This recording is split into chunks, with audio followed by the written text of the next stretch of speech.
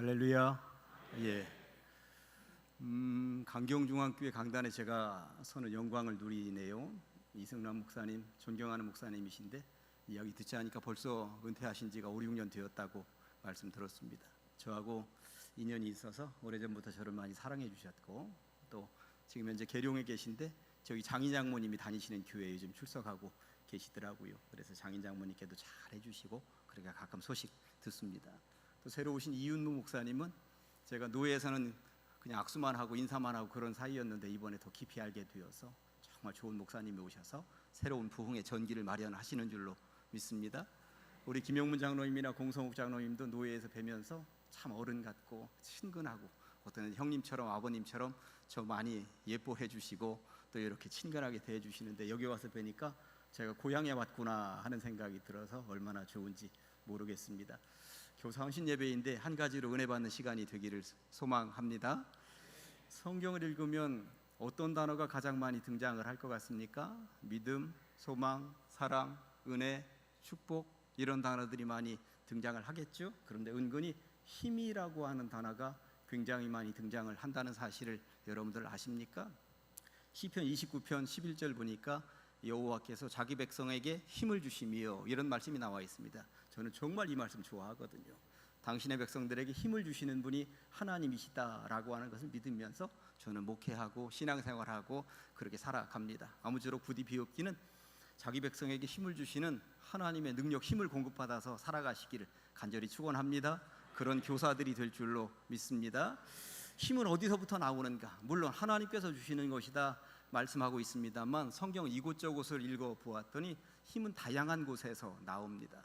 힘은 이름에서 나옵니다. 이름에서 나옵니다. 이게 무슨 말인가? 대전에 가면 화장터가 있어요. 설교 초입부터 화장터 이야기를 해서 죄송합니다만, 화장터가 있는 동이 정림동인데 정림동의 한쪽 구석에 화장터가 있습니다. 그런데 이 화장터에 가면 화장터가 있는 마을 이름이 명암마을입니다. 명암마을.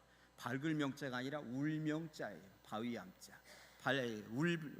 울명자 바위암자. 그래서 옛날에 울바위라고 그랬어요. 울바위. 근데 이름을 그렇게 지어놔서 그런지 거기에 화장터가 들어섰고 사람들이 거기 오면 다 울다 가는 거야. 울다 가는 거예요. 거기 오면 다 울다 갑니다. 거기서 이제 한 줌에 재로 사라지면 대전에 시립묘지, 납골당 같은 시립묘지가 있습니다. 그 시립묘지가 있는 동네 이름이 뭔지 아세요?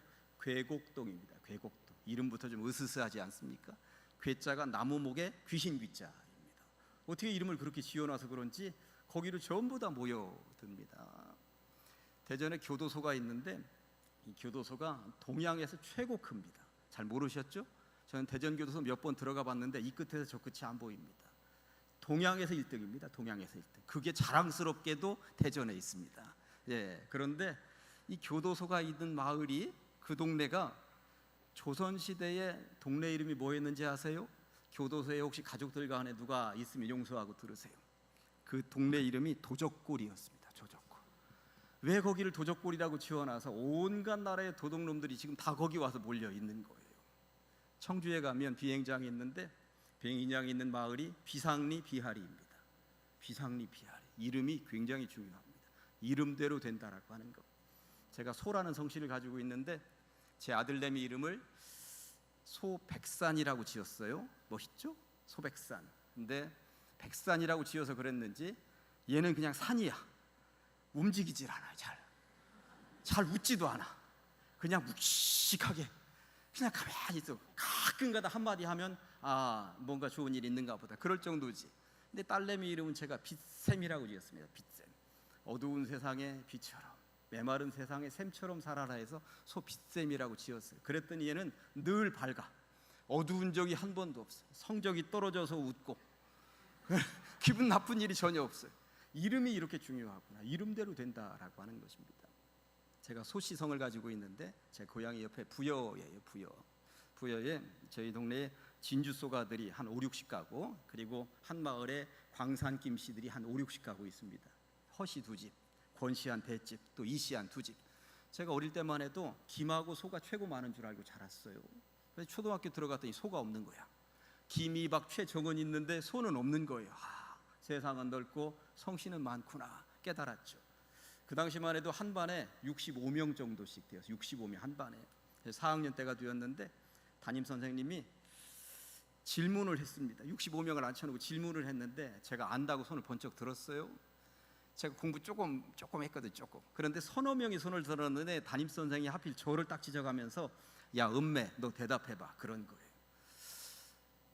저는 아주 훌륭하게 대답을 잘했습니다만 그 다음에 뭐가 생겼을까요? 별명이 하나 생겼습니다. 여러분들도 제가 1시간 설교하고 가면 다른 거 다 까먹고 은매만 기억할지도 모릅니다.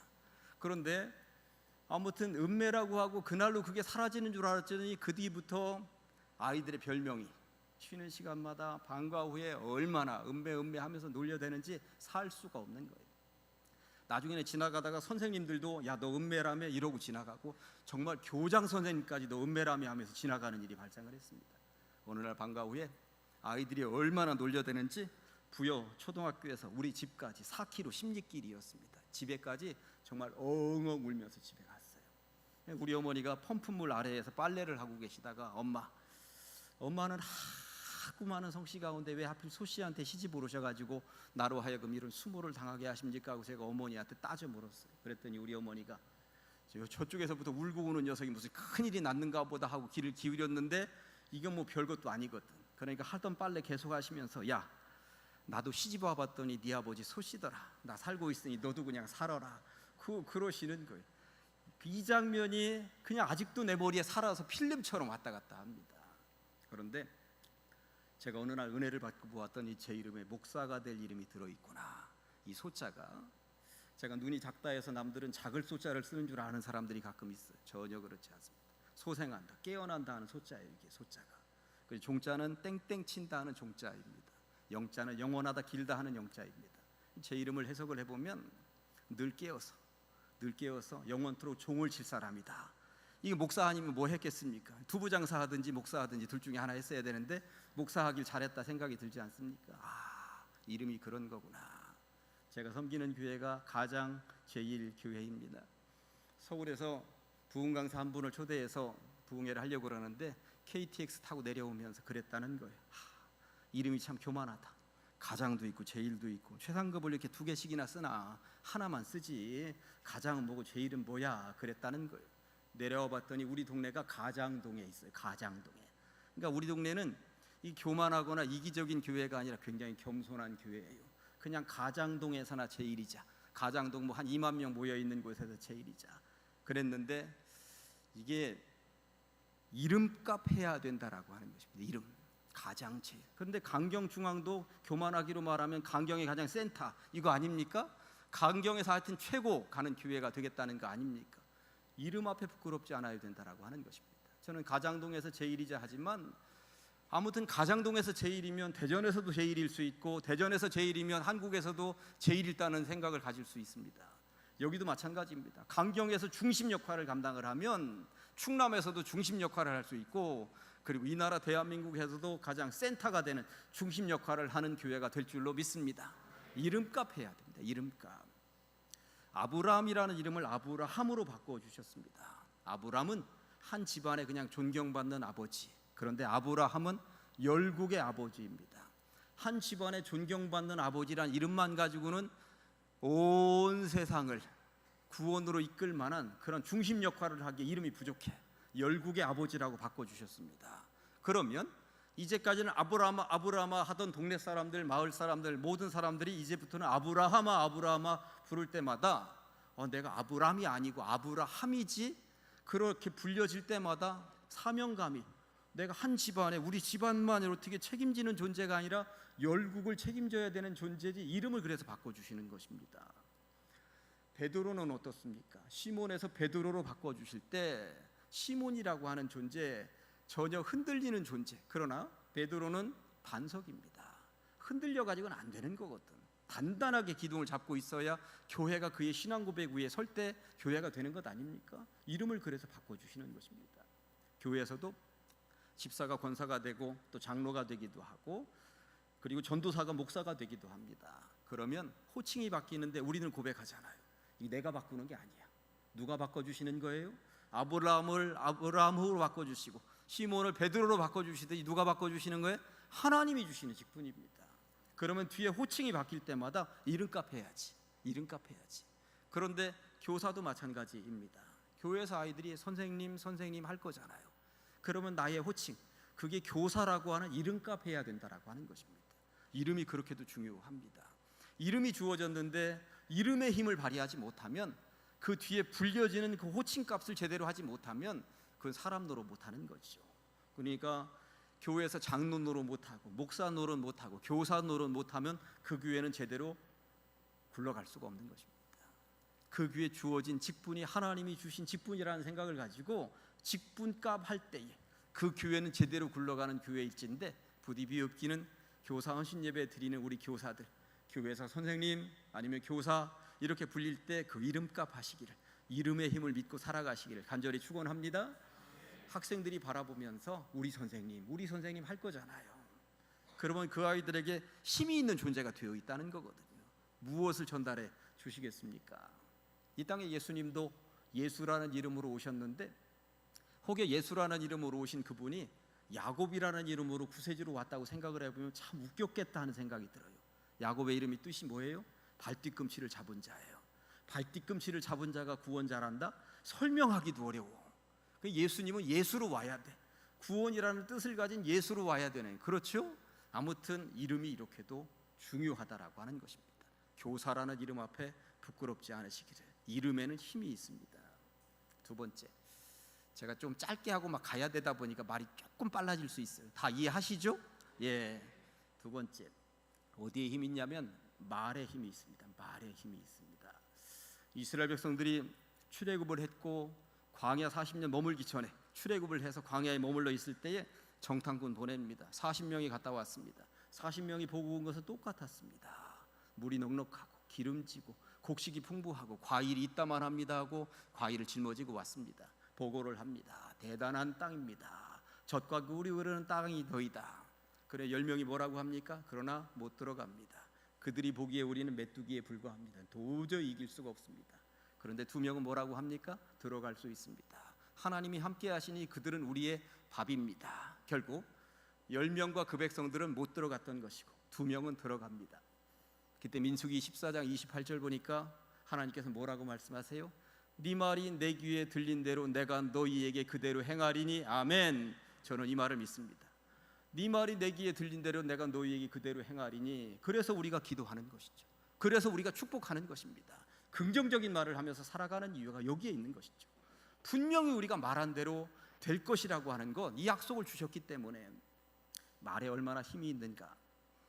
제가 감리교 목사님이 써놓으신 회고록을 한번 읽은 적이 있는데, 이분이 강원도에서 30여 년 전에 목회를 할 때의 목회담 이야기를 거기다 적어놓고 있더라고요.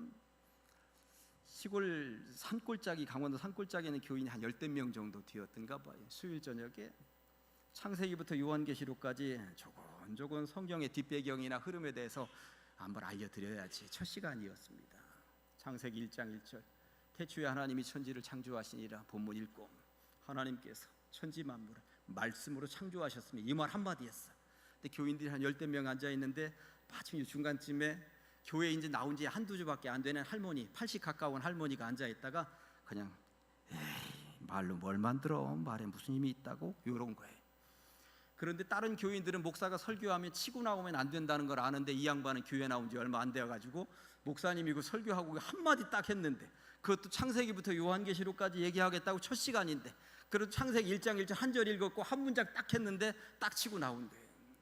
에이, 말로 뭘 만들어, 말에 무슨 힘이 있다고 딱 치고 나왔는데 목사님이 뜨끔했습니다. 이제까지 그것에 대한 믿음은 변함이 없었는데 이거 설명해 드려야 되잖아요. 말에 힘이 있다는 걸 설명을 해드려야 되잖아요. 저 초신자가 계속 다닐 것인가 말 것인가는 지금 어떻게 설명하느냐에 따라 다르잖아요. 그러니까 순간 하나님 어떻게 하죠 했는데 하나님이 지혜를 주셨어요. 할머니, 말에 힘이 있다는 것이 안 믿어지세요?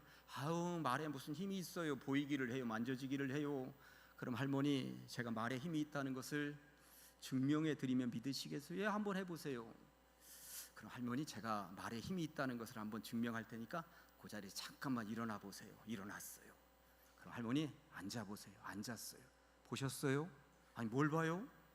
아니, 일어나 보세요 했더니 몸이 쑥 올라오고, 앉아보세요 했더니 몸이 가라앉았잖아요. 그랬더니 할머니가 아니라고 그럴 수도 없고 사기를 당한 것 같기도 하고 고개를 갸우뚱하고 있는데, 할머니 집에 가면 손주 있어요 없어요? 있죠. 손주한테 저쪽에 있는 간장을 좀 다오 그러면 간장이 와요 안 와요? 간장 오죠. 며느리야 저쪽에 있는 밥을 좀 다오 그러면 밥이 와요 안 와요? 밥 오죠. 말에 힘이 있습니까 없습니까? 그러고 보니 말에 힘이 있네요. 사람의 말에도 이렇게 힘이 있는데 하늘 아버지께서 얼마나 힘이 있으시겠어요. 그랬더니 그 할머니가 그 다음부터 예수 잘 믿고 몇 년 후에 천국 가셨다는 이야기가 책에 기록되어 있습니다. 약간은 억지 같지만 말에는 힘이 있습니다. 말에 얼마나 힘이 있는가 제가 한번 보여드릴까요? 여기 앞에 두 명이 앉아 있는데 여기 학생이 저쪽 학생한테 이렇게 한번 얘기해봐요. 아이 재수없게 내 옆에 앉아가지고. 그러면 그 말 한마디 하면 저쪽에 있는 학생은 오늘 밤 못 먹습니다. 밤에 잠도 못 잘 겁니다.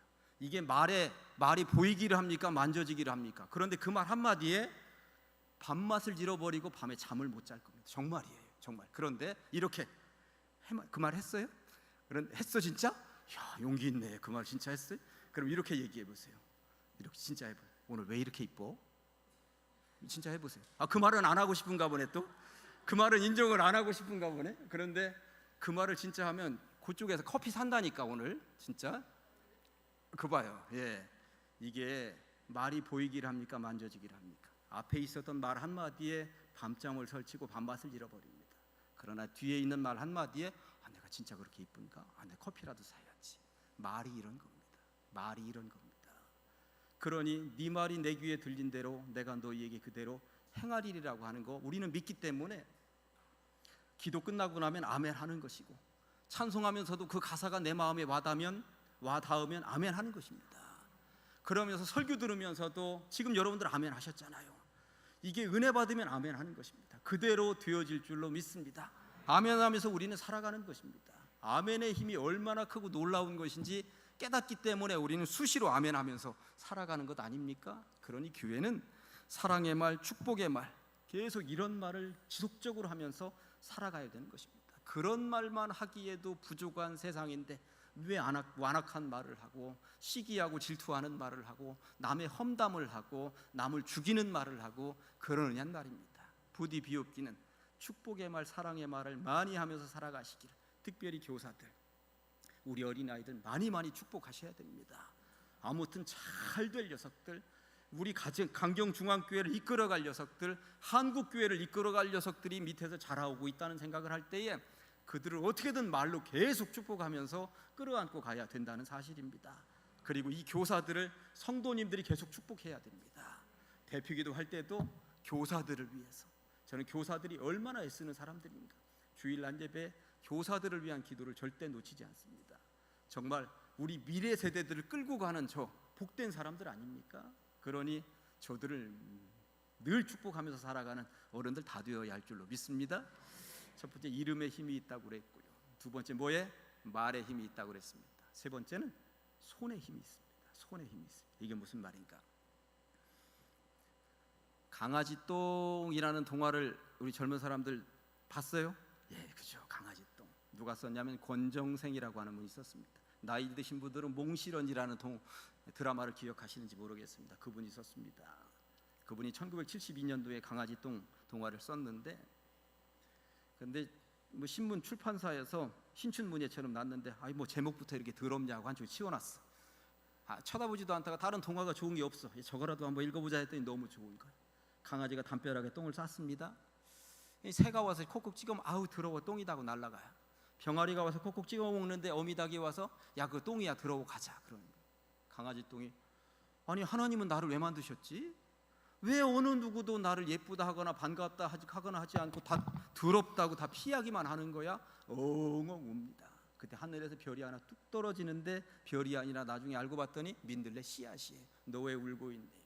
하나님이 나를 왜 만드셨는지 모르겠어. 너를 왜 만드시다니? 너는 아주 소중한 존재야. 내가 소중한 존재라고 어디에? 너는 나에게 영양분이 되어줘야 돼. 그래? 봄비가 내리고 강아지 똥이 녹아내리고 민들레 뿌리로 줄기로 꽃으로 피어난다는 게 너무 예쁘잖아, 동화가. 근데 저는 이 동화도 읽었고 몽실언니도 읽었고 1995년도 10월 3일이 빨간 날인데 10월 2일 날 출판사를 통해서 이분의 전화번호를 알아내고 제가 이분을 꼭 만나봐야 되겠다 생각이 들었습니다. 그때 교회 우리 선호회에 문창교회 교육전사로 있었는데 청년들 4명을 데리고 한번 가자 분위기를 잡은 거죠.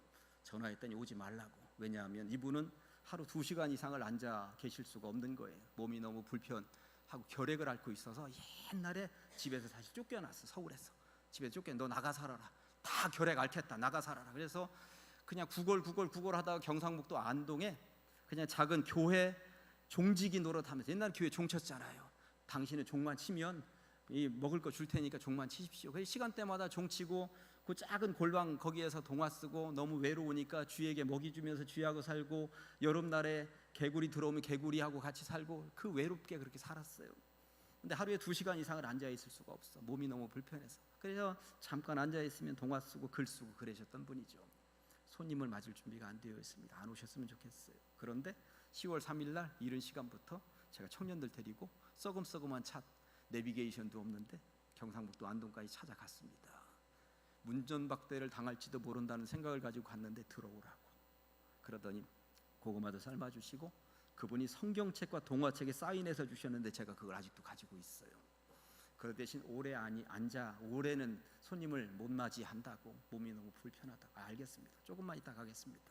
그분이 여기 앉아있고 내가 여기 앉아있고, 하나 둘 셋 4명이 청년이 앉아 있었습니다. 주로 저하고만 얘기했어요. 동화에 대한 이야기, 교회 이야기, 책 이야기, 성경 이야기 한 20여 분 정도 얘기를 했는가? 얘기하다 보면 찬물을 끼얹듯이 조용해질 때가 있습니다. 15초, 20초 정도 조용해지면 누구 하나 숨도 크게 못 쉬죠. 근데 여기에 21살짜리 남자 청년이 앉아 있었어요. 이분이 이 청년에게 물으셨습니다. 그래, 자네 아버지는 뭐 하시는가? 얘가 얼마나 놀랐겠어. 저요? 어릴 때 돌아가셨는데요. 그랬더니 이 선생님이 이 청년의 손을 지그시 잡더니 눈에서 눈물을 쫙 쏟는 거예요. 나하고만 얘기했어요, 여태까지. 이 청년하고는 지금 한마디 딱 했어요. 이 청년의 이름도 몰라요, 성도 몰라요, 아는 것도 아무것도 없는, 지금 금방 딱 하나 알아차렸어. 뭘 알아차렸어요? 어릴 때 아버지를 잃었구나. 그런데 그 마음이 자기 마음이 된 거잖아. 이놈이 어릴 때 아버지를 잃고 얼마나 힘들고 어렵게 자랐을까가 자기 마음이 돼서 손잡고 울어주는 거예요. 저러니까 저렇게 예쁜 동화를 쓰는구나. 예쁜 동화를 쓰는구나. 남들은 로또가 연생 역전이라고 하는데 저는 그날이 인생 역전이었습니다. 나는 그렇게 살아야 되겠다. 나도 저렇게 살아야지. 누군가의 손을 잡아주면서 살아야지. 그런 생각을 하고 성경을 펼쳐보니까 권정생 선생님이 손을 잡아주면서 사는 인생을 어디서 배웠는가? 예수님한테 배웠어요. 예수님이 아픈 이들마다 손잡아 이렇게 세워주시는데, 마가복음 1장 31절을 보면 베드로의 장모가 열병에 걸렸습니다. 손을 잡아 일으키시니. 그 뒤에 조금 더 몇 절을 가보면 나병 환자, 문둥병자가 온갖 고름을 다 쏟아내면서 피고름을 쏟아내고 있습니다. 마가복음 1장 41절을 보면 나병 환자 몸에 손을 대시며 고쳐주시니. 그러고 보니까 예수님의 치료법은 손에 있었어요. 손에. 나병에 걸려서 피고름이 쏟아지든 열병에 걸려있든 누구나 다. 누가복음 4장 40절을 읽어보았더니 해질녘의 사람들이 온갖 병자들을 데리고 나오며 예수께서 일일이 그 위에 손을 얹으사 고치시니. 아멘. 한 사람도 빼놓지 않고 일일이 그 위에 손을 얹으사 고쳐주셨다고 말씀하고 있습니다. 보통 연애할 때 어른들이 뭐라고 묻냐면 너희들 손 잡아봤어? 이렇게 물어요. 그러니까 남녀간에 연애할 때 손을 잡아본 시점과 잡기 이전과 잡기 이후로 갈라지죠. 손 한번 잡으면 연애의 속도가 빨라집니다. 신앙도 마찬가지입니다. 수십 년 교회에 다녔다 하더라도 예수님의 손길을 체험하지 못하면 그를 진정한 신앙인이라 할 수 없는 것이죠. 그러나 단 하루 교회에 나왔다 하더라도 예수님의 손길을 체험할 수 있다면 그 사람은 진짜 신앙인입니다. 예수님의 손길을 정말 체험했는가? 아이들에게 교사가 할 수 있는 것은 아이들을 하나님 만져주시옵소서. 이 아이들이 주님의 손 아래에서 자랄 수 있도록 하여 주시옵소서. 주님의 손길을 아이들이 체험할 수 있도록 하는 것, 그것은 내가 아이들 자꾸 잡아주는 거예요. 자꾸 잡아주는 것입니다. 아픈 이들 주님께서 일일이 손을 대시며 손을 잡아서 이렇게 세워주셨고, 일일이 한 사람도 빼놓지 않고 그렇게 하셨던 것처럼, 저는 찬송 425장 3절 가사를 굉장히 좋아합니다. 주님의 뜻을 이루소서. 병들어 몸이 피곤할 때 권능의 손을 내게 펴사 강건케 하여 주옵소서. 아픈 이들이 있다면 주님께서 권능의 손을 펼쳐서 고쳐주시기를 간절히 축원합니다. 손에 힘이 있습니다. 첫 번째는 이름에 힘이 있다고, 두 번째는 말에 힘이 있다고, 세 번째는 어디? 손에 힘이 있다고. 네 번째, 마지막 하나만 더 말씀을 드립니다. 진짜 힘은 어디서 나올까요? 하늘 아버지한테서 나오는 것입니다. 진짜 힘은. 이스라엘 백성들이 출애굽을 했는데 곧바로 젖과 꿀이 흐르는 땅이 기다리고 있는 게 아닙니다. 뭐가 기다리고 있었어요? 홍해가 기다리고, 홍해가. 사람의 생각으로는 야, 전부 다 바가지 가지고 와서 퍼내라. 60만 대군, 뭐 여자들 어린아이들까지 합치면 200만 명이 물 퍼내면 그거 금방 퍼낼 것 아닙니까? 야, 산에 가서 나무 해와라. 다리 놓자. 다리 놓으면, 사람의 생각으로는 물을 퍼내든지 다리를 놓는 게 가장 빠른 방법이야. 그런데 한 성경을 보니까 이는 사람의 생각은 하나님의 생각과 다르다고 분명히 말씀하고 있습니다. 하늘이 땅보다 높으며, 그리고 하나님의 생각이 사람의 생각보다 높다고 하는 것이 이사야 55장의 말씀입니다. 사람의 생각으로는 물을 퍼내거나 다리를 놓는 게 가장 빠른 방법이지만 주님의 방법은 모세야, 지팡이 잡고 있는 손을 앞으로 내밀어라. 그리고 바다가 갈라졌습니다. 역시 사람의 방법과 하나님의 방법은 다르구나. 그런데 건너가는데 백성들이 볼 때 야, 저 모세 참 대단하네. 아니, 바닷물을 쫙 갈라지게 이거 이렇게 한 번 했는데 바다가 갈라지네. 야, 모세가 거의 신으로 추앙될 즈음입니다. 모세도 정말 뻑일 수 있었습니다. 내가 이런 사람이야. 팔 한 번 내밀면 바다가 갈라진다니까. 내 앞에서 조심해 하면서 뻑일 수 있었습니다. 바다를 건너가서 모세가 하나님 앞에 노래를 지어 올리는데 출애굽기 15장 2절의 말씀에 여호와는 나의 힘이시며 노래시며 나의 구원이시니, 힘이라고 하는 단어를 가장 앞에 포진시킵니다. 왜 그랬을까요? 이건 내 힘으로 한 것 아니라는 거야. 내 힘으로 바다 갈라지게 한 것 아니라는 거야. 누구 힘으로? 하나님. 이 일은 하나님이 하신 것이지 내가 이렇게 뽀대거나 내가 째부릴 수 있는 영역이 아니라는 것입니다. 전적으로 하늘 아버지께서 하셨다는 것입니다. 그게 얼마나 놀라운 고백인지 아십니까? 오늘 우리가 읽은 시편 18편 1절은 워낙 유명합니다. 가정에서도 가보면 액자에 걸려있는 집들도 참 많아요. 나의 힘이신 여호와여, 내가 주를 사랑하나이다. 그런데 시편 18편은 이게 제목부터 읽어야 돼요. 제목에 뭐라고 써 있느냐면 사울의 세력과 모든 원수들 다 물리친 이후에 이 시를 썼다고 나와 있습니다. 그러고 보니 다윗의 승전가입니다. 승전가. 다윗도 인생 뽀대면서 살 수 있었습니다. 사실 어린 시절부터 네가 앞으로 이 나라의 왕이 될 것이다 인정을 받았지만 곧바로 왕이 되지 못합니다. 사울의 세력이 아직도 진치고 있으니까 피신 생활하죠. 국내 어디 더 이상 숨어들 수 없으니까 외국으로 숨어듭니다. 블레셋 지역으로. 블레셋 지역이 어떤 나라예요? 골리앗의 나라입니다. 아니, 저놈이 얼마 전에 골리앗 장군 죽인 놈이 왜 여기 와 있어? 그러니까 침을 질질 흘리면서 미친 채 하면서 살아남았습니다. 거기 외국도 더 이상 숨어들 수 없으니 광야로 숨어들었습니다. 그랬더니 광야에 사울 왕이 군사를 이끌고 계속 쫓아옵니다. 광야, 사람 없는 곳에 있으면 안전할 줄 알았더니 거기도 안전한 것이 못 됩니다. 나중에는 굴 속으로, 굴 막장이라고 합니다. 더 이상 밀릴 수 없는 거야. 그런데 그럼에도 불구하고 사망의 음침한 골짜기를 다닐지라도 내가 해를 두려워하지 않을 것은 주께서 나와 함께 하심이라. 수도 없이 사망의 음침한 골짜기를 다녔지만 주께서 나와 함께 하셔서 내가 이렇게 살아있다는 고백을 남기는 것이죠. 그리고 지나놓고 보니 순간순간마다 힘이 되어주셔서 내가 이렇게 살아있을 수 있도록 만들어주신 분이 계셔. 사울의 세력도 물리치고 모든 원수들을 물리치고 이 나라를 이렇게 단단하게 세울 수 있도록 만들어주신 한 분. 사람들은 그런 다윗 보면서 사실 저 다윗 참 대단하다. 다윗은, 저는 우리 교회에서 그런 이야기 했습니다. 우리나라로 얘기하면 세종대왕 더하기 이순신 장군이 다윗이라고. 왜 그러냐면 시편의 대부분을 누가 썼어요? 다윗이 썼습니다. 이게 글이 되는 사람이야. 글이 되는 사람. 전쟁터에 나가서 패한 적이 한 번도 없습니다. 이순신 장군 같은 사람이야. 그런데 그 양반이 악기도 다룰 줄 알았다는 거예요.